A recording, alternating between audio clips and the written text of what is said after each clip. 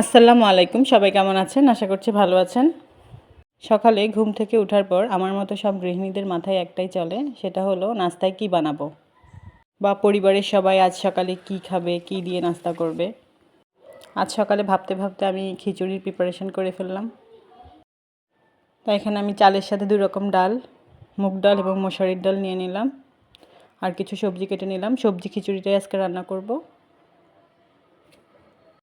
মশলা দিয়ে চাল ডাল সবজিগুলোকে ভালো করে ভেজে নিয়ে তাতে পরিমাণ মতো গরম পানি দিয়ে খিচুড়িটা রান্না করে নিলাম। আর সাথে থাকবে ডিম ভাজা, আর একটু শসা কেটে নিলাম। এই তো আমার আজ সকালের নাস্তা রেডি। আমার সাথে কি আজ কারো সকালের নাস্তা মিলে গেল নাকি জানাবেন। আশা করছি সবার দিনটা ভালো কাটবে। খিচুড়ি, ডিম ভাজা, সাথে শসা দিয়ে মজা করে নাস্তা করলাম, বাচ্চাদের খাওয়ালাম। এই তো, আর সাথে থাকবে 1 কাপ চা, প্রতিদিনকার রুটিন সেটা। ভিডিওটি আমার সাথে থেকে দেখার জন্য ধন্যবাদ।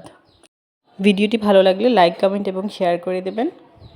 আর আশা করছি সবার দিনটা অনেক বেশি ভালো কাটবে, আনন্দে কাটবে, এটাই আশা করি।